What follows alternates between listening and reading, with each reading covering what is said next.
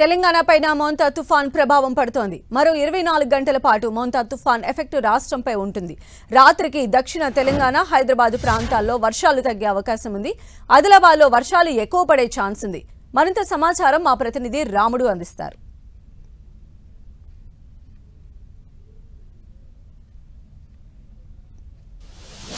మోంతా తుఫాన్ సందర్భంగా హైదరాబాద్తో పాటు రాష్ట్రంలో విస్తారంగా వర్షాలు కురుస్తున్నాయి. ఈ రోజు కూడా పలు జిల్లాలకు రెడ్, ఆరెంజ్ అలర్ట్ను జారీ చేసింది హైదరాబాద్ వాతావరణ కేంద్రం. హైదరాబాద్ వాతావరణ కేంద్రం సీనియర్ సైంటిస్ట్ శ్రీనివాస్ గారు మనతో పాటు ఉన్నారు. సార్, ప్రధానంగా ఈ రోజు రాష్ట్రంలో ఏ విధంగా ఉండేటువంటి అవకాశం ఉంది? ఏ జిల్లాలకు ఎక్కువగా వర్షపాతం నమోదయ్యేటువంటి అవకాశం ఉంది? నిన్న ఆంధ్ర తీరంలో నర్సాపురం సమీపంలో తీరాన్ని దాటిన తీవ్ర తుఫాను ఈరోజు ఉదయానికి కొంత బలహీనపడి మనకి తుఫాన్గా మారి తెలంగాణ బోర్డర్స్కి చేరుకుంది మార్నింగ్ 5:30కి. తదుపరి మార్నింగ్ 8:30 డేటా తీసుకున్నప్పుడు ఇది మరింత బలహీనపడి తీవ్ర వాయుగుండంగా మారి తెలంగాణలోకి ఎంటర్ అయినట్టుగా తెలుస్తుంది. ఇది ప్రస్తుతం మనకి భద్రాద్రి కొత్తగూడెం ఆ ప్రాంతంలో ఎంటర్ అయింది. ఎంటర్ అయ్యి ఇంకా ఉత్తర వాయువ్య దిశగా ప్రయాణం చేస్తోంది. ఉత్తర వాయువ్య దిశగా ప్రయాణం చేస్తూ ఈరోజు రాత్రికి ఇది మన తెలంగాణ, ఉత్తర తెలంగాణ మీదుగా మనకి ఛత్తీస్గఢ్లోకి ప్రవేశించే అవకాశం ఉంటుంది. సో ఈ దృష్ట్యా మనకి ఈరోజు మనకి తూర్పు తెలంగాణ, అలాగే ఉత్తర తెలంగాణ, ఈశాన్య తెలంగాణలోని పలు జిల్లాలకి మనము కలర్ అలర్ట్లు పెట్టడం జరిగింది. ఒక 3 జిల్లాలకి రెడ్ అలర్ట్ పెట్టడం జరిగింది. మనం మహబూబాబాద్, వరంగల్, హనుమకొండ 3 జిల్లాలకి రెడ్ అలర్ట్ పెట్టడం జరిగింది. అలాగే మరొక 12 జిల్లాలకి ఆరెంజ్ అలర్ట్. ఆదిలాబాద్, నిర్మల్, జగిత్యాల, మంచిర్యాల, రాజన్న సిరిసిల్ల, కరీంనగర్, పెద్దపల్లి, జయశంకర్, సిద్దిపేట, జనగాం, యాదాద్రి భువనగిరి, సూర్యాపేట ఈ జిల్లాలకి ఆరెంజ్ అలర్ట్.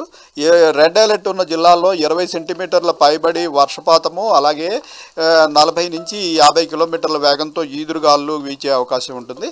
ఆరెంజ్ అలర్ట్ పెట్టిన జిల్లాల్లో కూడా మనకి 30 నుంచి 40 ఆరెంజ్ అలర్ట్ పెట్టిన జిల్లాల్లో మనకి 12 నుంచి 19 సెంటీమీటర్ల వరకు రెయిన్ఫాల్, అలాగే 40 నుంచి 50 కిలోమీటర్ల వేగంతో ఈదురుగాలు వీచే అవకాశం ఉంది. సార్, అయితే ప్రధానంగా మనం చూస్తుంటే తుఫాన్లకు సంబంధించి పేర్లు పెడుతుంటారు కదా, ఏంటి సార్ ఈ పేర్లను ఎందుకు ఈ విధంగా పెట్టాల్సి వస్తుంది? ఎందుకోసం ఈ పేర్లను పెడుతుంటారు? ఈ పేర్లను పెట్టడం వెనుక, అదేవిధంగా ఆ పేర్లనే సెలెక్ట్ చేయడం వెనుక ఉన్నటువంటి అభిప్రాయం ఏంటి? మనకి ఈ తుఫాన్లని ప్రత్యేకంగా గుర్తించడానికి, వీటి గురించి సమాచారం ఈజీగా ప్రజల్లోకి పోవడానికి, అలాగే ప్రతి తుఫాను అయిపోయిన తర్వాత ఆ డేటా మీద రీసెర్చ్ జరుగుతుంది. ఈ డేటా మీద రీసెర్చ్ అయ్యి మళ్ళీ మరొక సిస్టమ్ ఏర్పడినప్పుడు, అదే సీజన్లో మరొక సిస్టమ్ ఏర్పడినప్పుడు దాంతో కంపేర్ చేసుకుని ఈ సిస్టమ్ వల్ల ఎంత ఇంటెన్సిటీ వచ్చింది ఏంటి ఇవన్నీ జరుగుతుంటాయి. అయితే ఒకే నెలలో 2-3 తుఫాన్లు కూడా వచ్చినప్పుడు కొంచెం కన్ఫ్యూజన్ అది కూడా ఉంటుంది.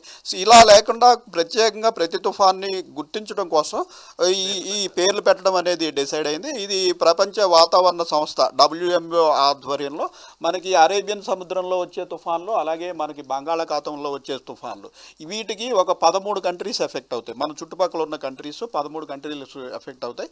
వీటన్నిటికీ తుఫాన్కు సంబంధించిన బులెటిన్ మన IMD headquarters, regional specialised meteorological centre అని ఉంటుంది. ఈ 13 దేశాలకి సంబంధించిన తుఫాను ఎక్కడొచ్చినా అక్కడి నుంచే బులెటిన్ రిలీజ్ అవుతుంది.